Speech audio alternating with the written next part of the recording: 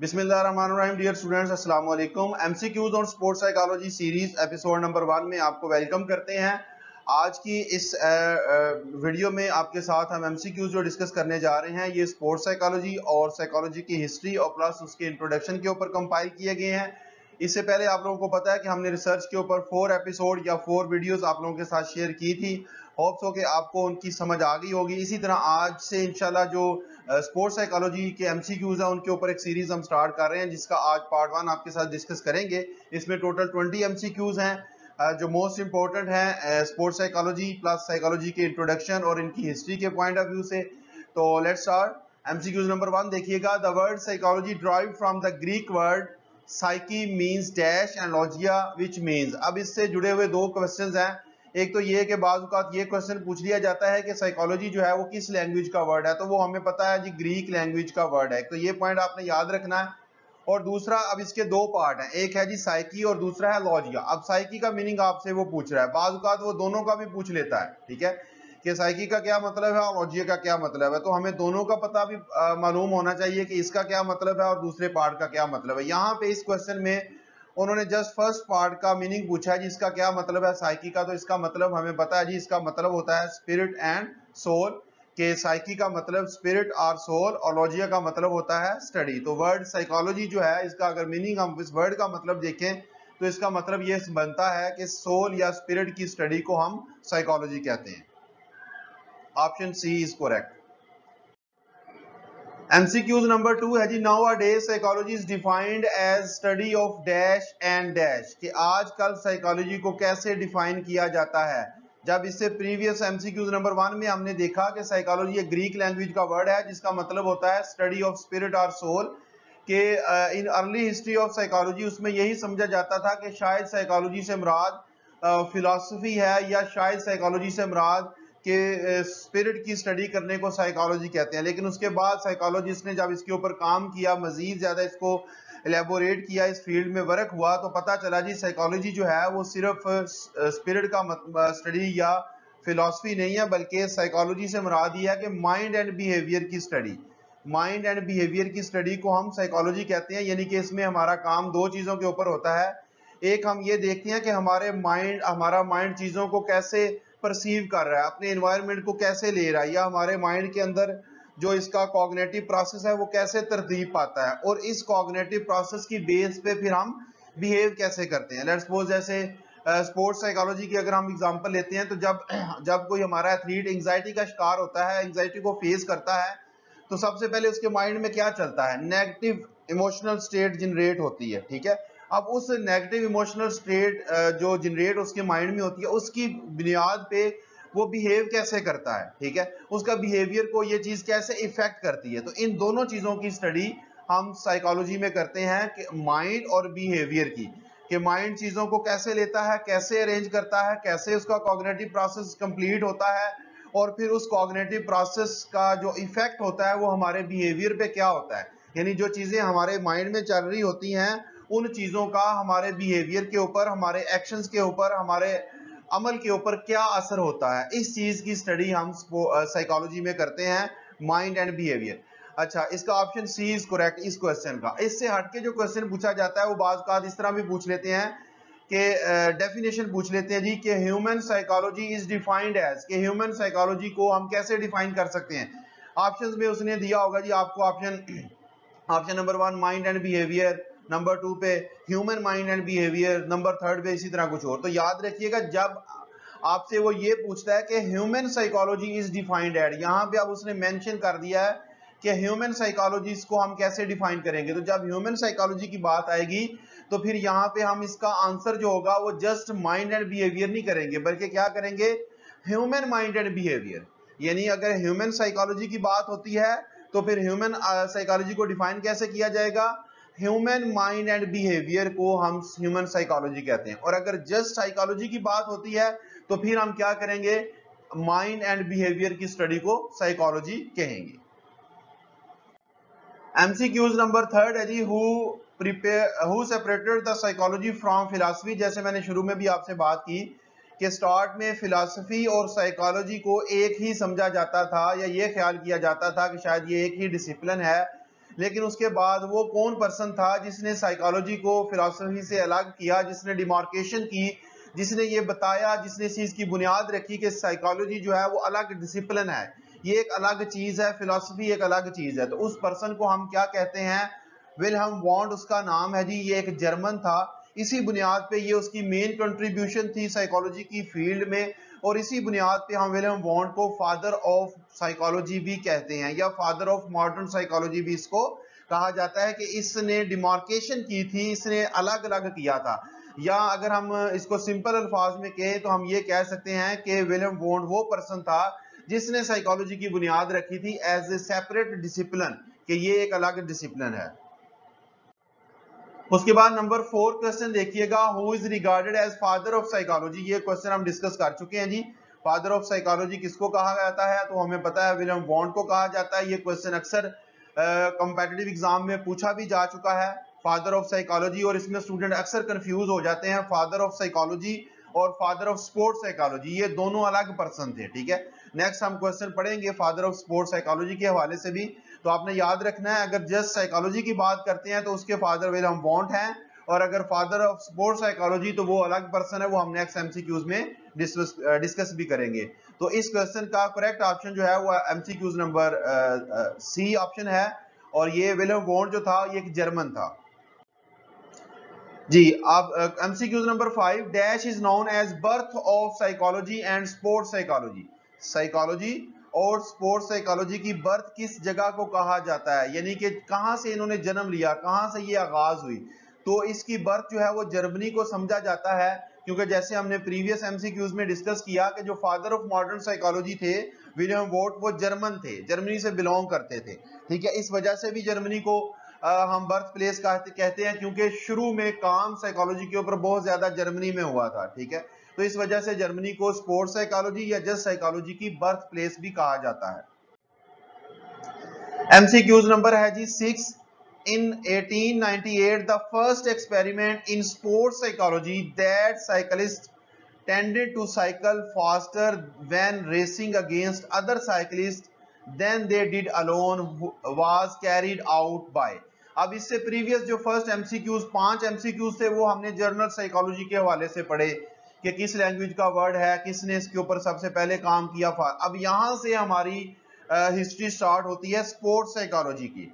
तो एमसीक्यूज इसमें वो हमसे ये पूछ रहा है जी कि 1898 में जो पहला एक्सपेरिमेंट हुआ था स्पोर्ट्स साइकोलॉजी के हवाले से, वो किस पर्सन ने किया था, और वो एक्सपेरिमेंट था क्या, कि उसने इस चीज पे वर्क किया था कि एक साइकिलिस्ट जब अकेले साइकिलिंग करता है तो उस वक्त उसकी स्पीड इतनी ज्यादा नहीं होती, लेकिन जब वो कंपटीशन में आता है, जब वो दूसरे साइकिलिस्ट के साथ मुकाबला करता है, तो उस वक्त उसकी परफॉर्मेंस में एक खातर खा जो इजाफा होता है वो देखने को मिलता है। तो इसकी वजह क्या है, इस चीज के ऊपर उसने एक्सपेरिमेंट कहा था, जो किया था, जो हम कह सकते हैं कि किसी हद तक स्पोर्ट्स साइकोलॉजी की बुनियाद भी वो बना था, फाउंडेशन भी बना था, या लोगों की तवज्जो इस तरफ आई थी कि स्पोर्ट्स साइकोलॉजी भी कोई चीज है, ठीक है।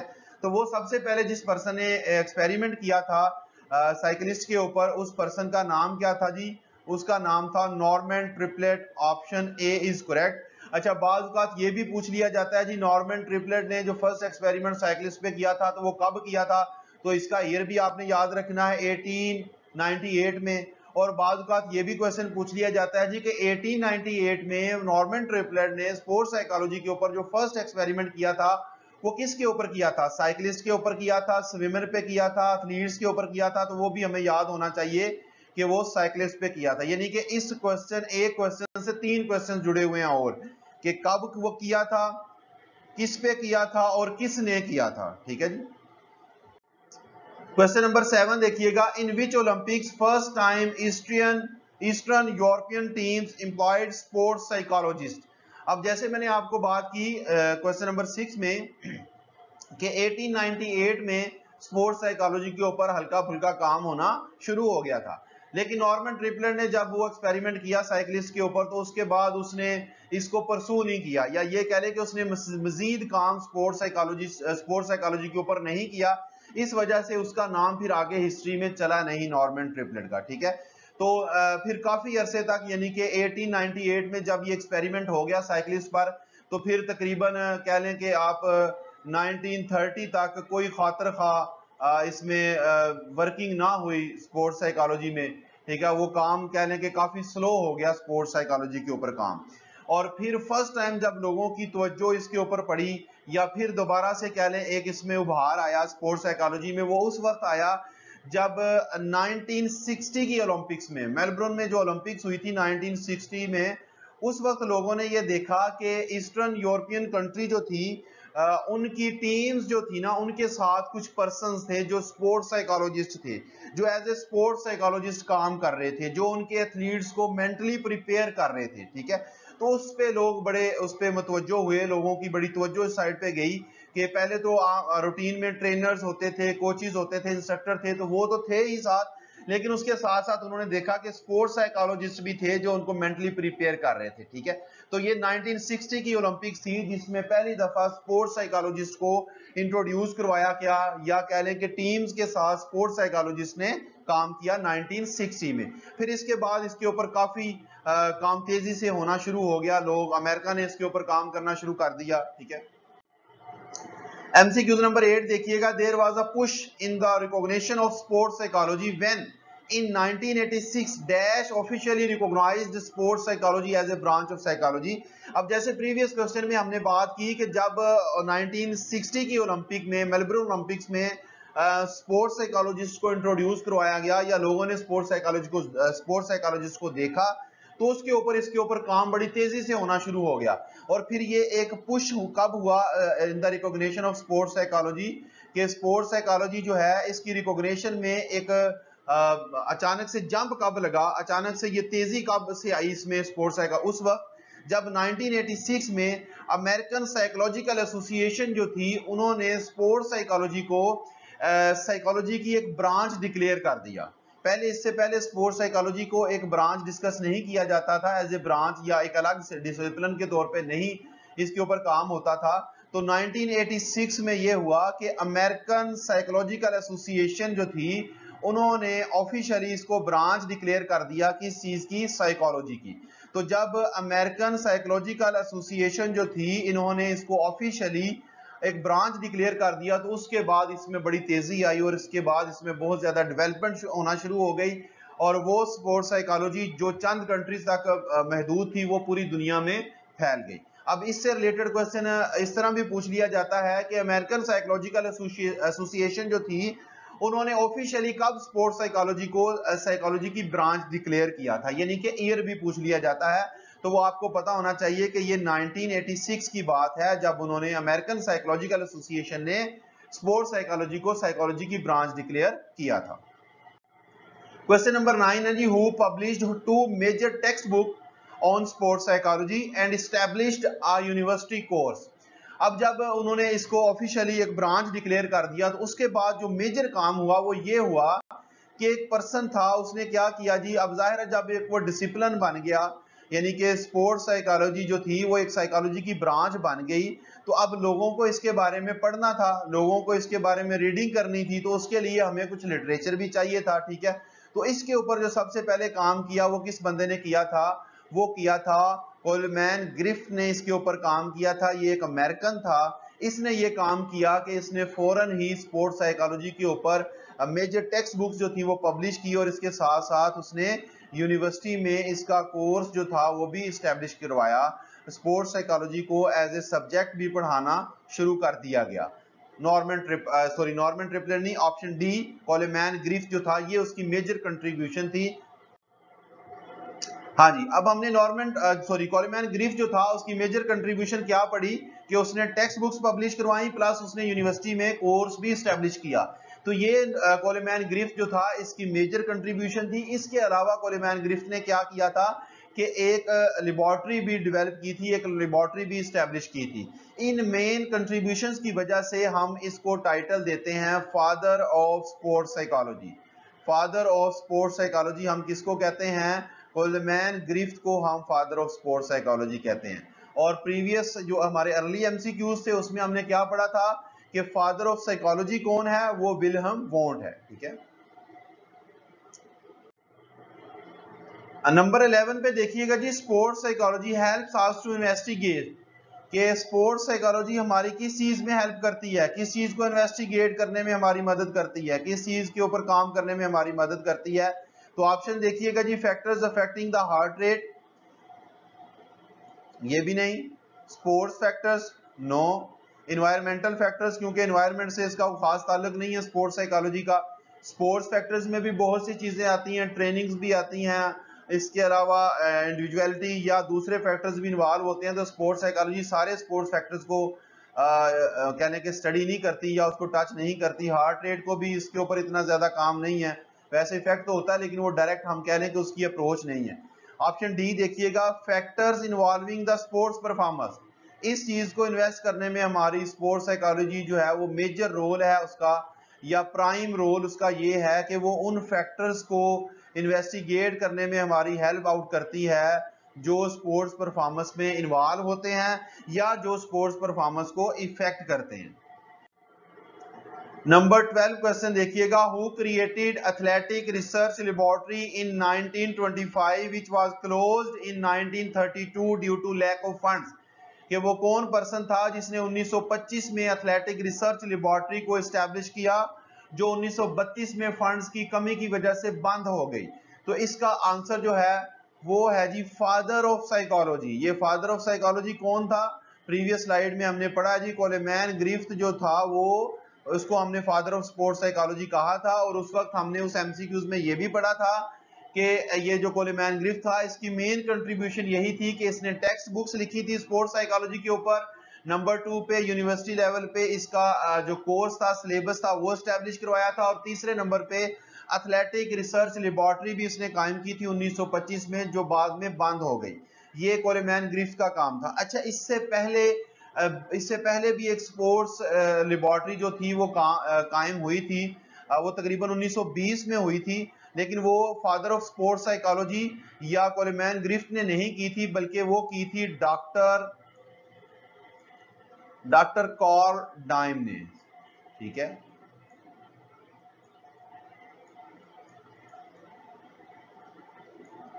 डॉक्टर कार्ल डाइम ने सबसे पहले जो स्पोर्ट्स साइकोलॉजी लेबोरेटरी कायम की थी, सबसे पहले वो डॉक्टर कार्ल डाइम ने की थी जो 1920 में थी।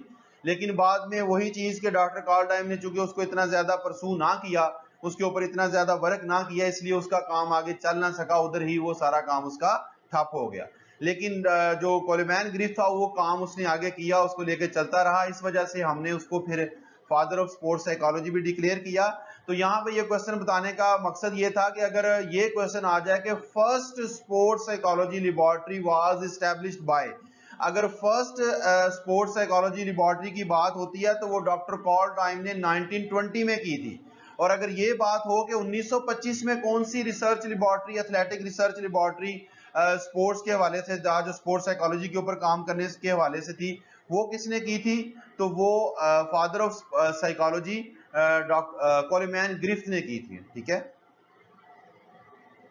और ये बाद में फिर बंद हो गई थी। बाद बात ये भी क्वेश्चन पूछ लिया जाता है कि वो उसने जो कोलेमैन ग्रिफ्थ ने एथलेटिक रिसर्च लेबोरेटरी जो स्पोर्ट्स साइकोलॉजी के ऊपर काम कर रही थी वो कब कायम की थी, 1925 में। और ये भी पूछ लिया जाता है कि वो बंद कब हुई थी, 1932 में। तो ये ईयर्स आपने याद रखने हैं। अच्छा, इसमें एक चीज का ख्याल रखिएगा कि ये जितनी भी हिस्ट्री मैंने इन स्लाइड्स में ऐड की है, ये हिस्ट्री मोस्ट इंपॉर्टेंट है। ये जस्ट नंबर ऑफ स्लाइड्स को बढ़ाने के लिए ये चीज ऐड नहीं हुई, ये बहुत इंपॉर्टेंट है पेपर पॉइंट ऑफ व्यू से। कुछ कंपेटिटिव एग्जाम में ये क्वेश्चन पूछे भी जा सकते हैं, पूछे भी जा चुके हैं, और कुछ में ये बातें इनडायरेक्टली भी हुई हैं। इनडायरेक्टली से मुराद के कुछ क्वेश्चन से जुड़े हुए थे जो डिफरेंट एग्जाम के हवाले से पूछे गए हैं। तो इसलिए आपने तमाम स्लाइड्स में जितने भी क्वेश्चंस डिस्कस किए गए हैं उनको इन डिटेल समझना है। ये हर पॉइंट ऑफ व्यू से बहुत इंपॉर्टेंट है, और हमारी कोशिश ये होती है कि एमसीक्यूज की मदद से आपका कंसेप्ट हम क्लियर कर दें। इस वजह से हमारी स्लाइड्स के ऊपर थोड़ा टाइम ज्यादा लग जाता है जी। क्वेश्चन नंबर 13 है जी, sports performance is the by product of, कि स्पोर्ट्स परफॉर्मेंस जो है ये बाई प्रोडक्ट है, ये हासिल ज़रब है। किस चीज का हासिल ज़रब है जी, टोटल साइकोलॉजी का, कॉग्निटिव प्रोसेस का, थिंकिंग एंड परसेप्शन का, या टोटल पर्सनैलिटी का। तो टोटल पर्सनैलिटी का बाई प्रोडक्ट है जी स्पोर्ट्स परफॉर्मेंस जो है। यानी कि इससे मुराद क्या ले लें सिंपल वर्ड्स में, कि स्पोर्ट्स परफॉर्मेंस जो है वो सिर्फ आपके कॉग्निटिव प्रोसेस पे मुश्तमिल नहीं है, या हम ये कहें कि वो जस्ट हमारे बिहेवियर तक लिमिटेड नहीं है, या वो जस्ट हमारे फिजिकल कंपोनेंट्स यानी कि ट्रेनिंग, न्यूट्रिशन और दूसरी चीजें जो हैं सिर्फ उसमें वही चीजें इन्वॉल्व नहीं है, बल्कि ये हमारी टोटल पर्सनैलिटी का बाई प्रोडक्ट है कि अगर आप स्पोर्ट्स में परफॉर्मेंस अपनी बेहतर करना चाहते हैं, एक्सेल करना चाहते हैं परफॉर्मेंस में, तो आपको अपनी टोटल पर्सनैलिटी के ऊपर काम करना चाहिए पड़ेगा, जिसमें आपके कॉग्निटिव यानी कि माइंड भी, बिहेवियर भी और फिजिकल कंपोनेंट्स, ये टोटल पर्सनैलिटी के ऊपर आपको काम करना पड़ेगा। नंबर 14 पे देखिएगा, which one of the following is not associated as sports psychology role in sports, कि इनमें से कौन सा जो है जी वो स्पोर्ट्स साइकोलॉजी का रोल नहीं है। ये नीचे जो रोल दिए गए हैं इसमें से कौन सा जो है वो कहता है is not associated as sports psychology role in sports, कि कौन सा रोल नहीं है। तो अगर हम सारे देखते हैं जी, coping skills, deal with setbacks, improve motivation, grow confidence, तो ऊपर वाले तीनों जो हैं ये स्पोर्ट्स साइकोलॉजी का रोल है। ऑप्शन डी जो है ये स्पोर्ट्स साइकोलॉजी का रोल नहीं है स्पोर्ट्स के अंदर, कि improve enhance the mechanical advantage, ये हमें पता है कि ये काम है बायोमैकेनिक्स का। ठीक है जी। क्वेश्चन नंबर 15 है, sports psychology is a science in which the principle of psychology are applied in, कि स्पोर्ट्स साइकोलॉजी हमें पता है जी साइकोलॉजी की एक ब्रांच है या कह लें एक साइंस है, जिसमें क्या कहता है जी, वो पूछ रहा है हमसे कि प्रिंसिपल्स ऑफ साइकोलॉजी, कि हम जब स्पोर्ट्स साइकोलॉजी पढ़ते हैं तो स्पोर्ट्स साइकोलॉजी में हमारे जो प्रिंसिपल्स ऑफ साइकोलॉजी होते हैं इसको हम किस में अप्लाई करते हैं, स्पोर्ट्स में एंड साइंस में नो, स्पोर्ट्स में एंड साइकोलॉजी में नो, स्पोर्ट्स में एंड हेल्थ में नो, स्पोर्ट्स में एंड एक्सरसाइज में। This is the correct answer, कि स्पोर्ट्स साइकोलॉजी असल में है क्या, स्पोर्ट्स साइकोलॉजी एक साइकोलॉजी की ब्रांच है जिसमें हम क्या करते हैं कि साइकोलॉजी के जो प्रिंसिपल्स हैं, साइकोलॉजी के जो रूल्स हैं, साइकोलॉजी के जो पैटर्न हैं, उनको हम अप्लाई करते हैं किसमें, स्पोर्ट्स में और एक्सरसाइज में। कि स्पोर्ट्स जब हम कर रहे होते हैं उसमें साइकोलॉजी के रूल्स को हम अप्लाई करके देखते हैं कि हमारी परफॉर्मेंस कैसे इफेक्ट हो रही है, और जब हम एक्सरसाइज करते हैं, ट्रेनिंग करते हैं, उसमें भी हम साइकोलॉजी के प्रिंसिपल्स जो होते हैं उनको अप्लाई करते हैं और देखते हैं कि हमारे साइकोलॉजिकल प्रिंसिपल्स जो हैं वो हमारी एक्सरसाइज को, हमारी ट्रेनिंग को कैसे इफेक्ट करते हैं। तो option D is correct. Number 16 पे देखिएगा जी, which name is given to the growth period of 11 to 14 year तक जो हमारी ग्रोथ पीरियड होता है उसको हम क्या कहते हैं। तो इसका करेक्ट आंसर क्या है जी, puberty, option B is correct. अब इसमें बाज़ औक़ात वो आपसे यहाँ पे तो हमसे उसने पूछा है ना जी 11 से 14 ईयर तक का जो ग्रोथ पीरियड होता है उसको हम क्या कहते हैं। ठीक है, बाज़ औक़ात वो हमसे पूछ लेता है जी 0 से लेके जो 2 साल तक का होता है उसको हम क्या कहते हैं। ठीक है, या इसी तरीके से 3 साल से लेके जो 9 साल तक का होता है उसको हम क्या कहते हैं, या जैसे ये पूछ लिया जी 11 से लेके जो 14 साल तक का होगा उसको क्या कहेंगे। ठीक है, इसी तरह सॉरी ये 14 ईयर यहाँ पे आना था, 15 ही। इसी तरह 15 ईयर से लेके 19 तक जो होगा उसको क्या कहेंगे। ठीक है, तो ये आप लोगों ने इसके जो तमाम है इसको याद कर लेना। तो ये फर्स्ट वाला जो है 0 से 2 ईयर तक का जो पीरियड होगा इसको हम इन्फेंसी कहते हैं, INFANCY। जो 3 साल से 9 साल तक का पीरियड होता है इसको चाइल्डहुड कहा जाता है, ये वाला चाइल्डहुड जो लिखा हुआ है यहाँ पे। ठीक है, जो 11 से 14 तक है वो हमने पढ़ लिया कि उसको हम प्यूबर्टी कहते हैं, और जो 15 से 19 तक होता है इसको हम एडोलेसेंस कहते हैं। ठीक है, ये आप लोगों ने याद कर लेने हैं। इनका एज पीरियड भी कि 3 से 9 साल तक का पीरियड क्या कहलाएगा, 11 से 14 साल तक का पीरियड क्या कहलाएगा, 15 से 19 साल तक का पीरियड क्या कहलाएगा, और 0 से 2 साल तक, या बाज़ औक़ात 0 से वो मंथ में भी पूछ लेता है 0 से लेके 18 मंथ तक, तो वो भी हमारा इन्फेंसी पीरियड ही कहलाएगा। ठीक है, ये आप लोगों ने पीरियड इस तरीके से याद कर लेने हैं। नंबर 17 पे है जी, the fastest growing period of children is called, जो हमने पीछे भी ग्रोथ के पीरियड पढ़े हैं, डेवलपमेंट के पीरियड पढ़े हैं, उसमें कहता जी फास्टेस्ट पीरियड कौन सा होता है, किसको हम कहते हैं। तो वो हमें पता जी एडोलेसेंस को हम कहते हैं फास्टेस्ट ग्रोइंग पीरियड होता है। जो इसका कितना पीरियड, एज कितनी होती है जी 15 से लेके 19 तक। तो इस एज में बड़ी जल्दी से, बड़ी तेजी से इंडिविजुअल जो होता है उसके अंदर फिजिकल ग्रोथ बहुत तेजी से आती है, बहुत जल्दी, या कह लें कि रैपिड चेंजेस आती हैं उसकी बॉडी के अंदर। तो इसलिए हम इसको fastest growing period of children कहते हैं। नंबर 18 पे देखिएगा जी, मेंटल डेवलपमेंट इंक्लूड्स के मेंटल डेवलपमेंट से क्या मुराद होता है। ये जो क्वेश्चंस अब हम डिस्कस कर रहे हैं ये चंद एक क्वेश्चंस हैं जो स्पोर्ट्स साइकोलॉजी या साइकोलॉजी से जुड़े हुए हैं, इसके इंट्रोडक्शन से जुड़े हुए हैं। तो मेंटल डेवलपमेंट से क्या मुराद होता है, मेंटल डेवलपमेंट से मुराद हम लेते हैं कि हमारी थिंकिंग जिसमें डेवलप हो, हमारी प्लानिंग जिसमें डेवलप हो, हम चीज़ों को लॉजिकली समझ सकें, चीज़ों को लॉजिकली एक्सप्लेन कर सकें, चीज़ों को लॉजिकली डिज़ाइन कर सकें, तो उसको हम मेंटल डेवलपमेंट कहते हैं। ठीक है, तो गिवन ऑप्शन में से हम अगर हम देखें एक्सटर्नल एंड इंटरनल ऑर्गन्स, तो इसको हम मेंटल डेवलपमेंट नहीं कह सकते। रीजनिंग एंड थिंकिंग है, इसको हम बिल्कुल कह सकते हैं। थिंकिंग से मुराद भी होता है किसी चीज़ के बारे में सोचना, और रीजनिंग से मुराद क्या होता है कि किसी चीज़ के बारे में लॉजिकली सोचना या किसी चीज़ को लॉजिकल वे में एक्सप्लेन करना, उसको हम रीजनिंग कहते हैं। एथिक्स एंड मोरालिटी, ये भी हमें पता जी मेंटल डेवलपमेंट नहीं आएगी, और नन ऑफ दीज भी इसका ऑप्शन नहीं होगा।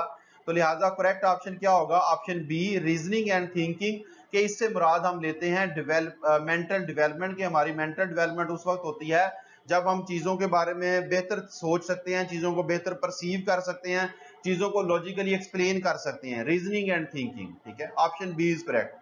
नंबर 19 पे है जी, in the childhood individuals behaviour is most influenced by, किस पे पीरियड में पूछ रहा है जी, चाइल्डहुड में, कि उसका जो बिहेवियर होता है वो किस से इन्फ्लुएंस होता है चाइल्डहुड में। अब हमें पता है कि चाइल्डहुड जो पीरियड उसका होता है उसमें इंडिविजुअल की एज कितनी होती है, 3 से लेके 9 ईयर तक।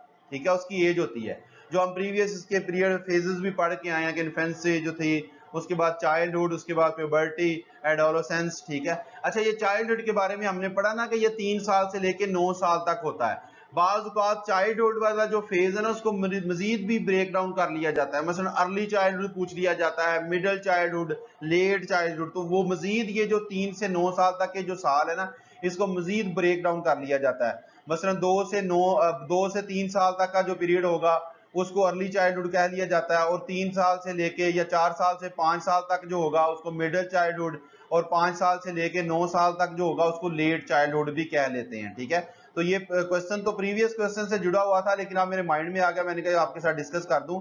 तो ये क्वेश्चन इस तरह भी पूछ लेते हैं कि अर्ली चाइल्डहुड जो होती है उसमें एज कितनी होती है, मिडिल चाइल्डहुड में कितनी होती है, और लेट चाइल्डहुड में कितनी होती है। यहाँ पे वो हमसे ये पूछ रहा है जी, in the childhood individuals behaviour is most influence, कि जब वो चाइल्डहुड पीरियड में होता है उसका बिहेवियर सबसे ज्यादा इन्फ्लुएंस किससे होता है। तो हमें पता है कि जब उसकी एज 3 से 9 साल तक होती है, तो 3 से 9 साल तक की एज में बच्चा सबसे ज्यादा टाइम किसके साथ स्पेंड करता है, जिसके साथ वो ज्यादा टाइम स्पेंड करेगा उससे ही वो ज्यादा इन्फ्लुएंस होगा।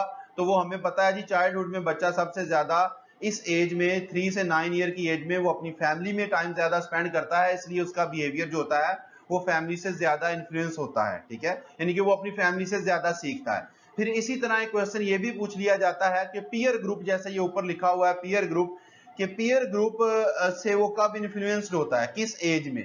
तो जो हमने प्रीवियस पढ़ा कि एडोलेसेंस जो एज होती है, यानी कि 15 साल से लेके 19 साल तक की जो एज होती है उसको हम एडोलेसेंस एज कहते हैं। और इस एज में जो इंडिविजुअल एक होता है, एक पर्सन जो होता है, उसका टाइम ज्यादा अपने फ्रेंड्स के साथ, पीयर ग्रुप से मुराद के जो उसके एज फेलो होते हैं, उसके दोस्त होते हैं, उसके बैचमेट होते हैं, उसी के एज के होते हैं।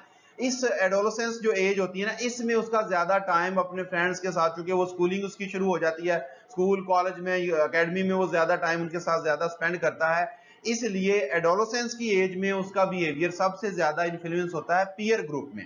ठीक है, ये 2 क्वेश्चन है, यहाँ पे सिर्फ एक क्वेश्चन लिखा गया है, दूसरा क्वेश्चन मैं वैसे एलेबोरेट कर रहा है कि अगर वो आपसे ये पूछे कि इन the childhood individuals behaviour is most influence, childhood का अगर वो हमसे पूछता है तो उसका आंसर क्या होगा, family, option D is correct. ठीक है, और अगर यहाँ पे चाइल्डहुड की जगह पे एडोलेसेंस आ जाता है तो उसमें फिर उसका बिहेवियर किससे इन्फ्लुएंस होगा, पीयर ग्रुप से होगा। जी लास्ट क्वेश्चन है जी, simplest form of cognition is, cognition की सिंपलेस्ट फॉर्म क्या है, सादा तरीन शक्ल क्या है। कॉग्निशन से क्या मुराद होता है, कॉग्निशन से मुराद है मेंटल एक्शन, हमारे दिमाग का एक्शन, हमारे ब्रेन की, हमारे माइंड का प्रोसेस जो है, चीजों को प्रोसेस करना, कॉग्निशन मेंटल एक्शन। तो कहता जी मेंटल एक्शन की सबसे सादा तरीन शक्ल कौन सी है। पहले नंबर पे उसने लिखा हुआ है जी परसेप्शन। परसेप्शन से क्या मुराद होता है, प्लानिंग करना, मंसूबाबंदी करना। तो आपको पता है मंसूबाबंदी करना, प्लानिंग करना, ये कोई इतना आसान या इतना सिंपल काम नहीं होता, लिहाजा ये तो हमारे ऑप्शन से हो गया गायब। दूसरे नंबर पे है परसेप्शन। परसेप्शन से मुराद ये होता है कि अपने सेंसेस की मदद से, जो हमारे 5 सेंसेस हैं उनकी मदद से इन्वायरमेंट को जज करना, इन्वायरमेंट से इंफॉर्मेशन लेना। तो ये भी इतना कोई सिंपल काम नहीं है, क्योंकि उसने हमसे सिंपलेस्ट फॉर्म ऑफ कॉग्निशन पूछी है। तो परसेप्शन जो है इन्वायरमेंट से, अपने सेंसेस की मदद से इन्वायरमेंट को जज कर लेना, ऑब्जर्वेशन कर लेना, देख के, सुन के या जैसे भी है। तो परसेप्शन भी इतनी सिंपल या इतना आसान काम नहीं है, सिंपलेस्ट फॉर्म नहीं हम कह सकते। नंबर थर्ड पे उसने लिखा हुआ जी सेंसेशन। सेंसेशन से मुराद ये होता है किसी चीज को फिजिकली टच करके, फिजिकली छू के महसूस करना, पकड़ना, जानना उसके बारे में। तो ये हमें पता है जी, सेंसेशन जो है ये सिंपलेस्ट फॉर्म ऑफ कॉग्निशन हो सकती है, क्योंकि पकड़ के, छू के, फिजिकली टच से तो हर पर्सन ही बता सकता है कि ये क्या है, या इसके बारे में इंफॉर्मेशन वो इजीली गेन कर सकता है या बता सकता है। तो लिहाजा सिंपलेस्ट फॉर्म ऑफ कॉग्निशन की अगर वो हमसे बात पूछता है तो हम उसे सेंसेशन कहेंगे, कि फिजिकल टच जो होता है वो हमारे मेंटल प्रोसेस का सबसे सिंपलेस्ट फॉर्म है, सबसे सादा तरीन शक्ल है। ये जी हमारे 20 MCQs थे जो स्पोर्ट्स साइकोलॉजी पे हमने आपके साथ डिस्कस किए हैं, जो स्पोर्ट्स साइकोलॉजी की हिस्ट्री और उसकी इंट्रोडक्शन के ऊपर थे। इसी तरह जो बाकी इसकी एपिसोड आपके साथ आएंगी वो हम टर्म्स लेते जाएंगे। फर्ज करें अग्रेशन है, स्ट्रेस है, एंजाइटी है, 3-4 कंसेप्ट को इकट्ठे करके उसके ऊपर आपके साथ एपिसोड लेके आएंगे। इसी तरह 3-4 और लेके आएंगे, और इस एपिसोड्स की मदद से हम अपनी स्पोर्ट्स साइकोलॉजी जो है उसको कंप्लीट करेंगे। Thank you very much. Allah Hafiz.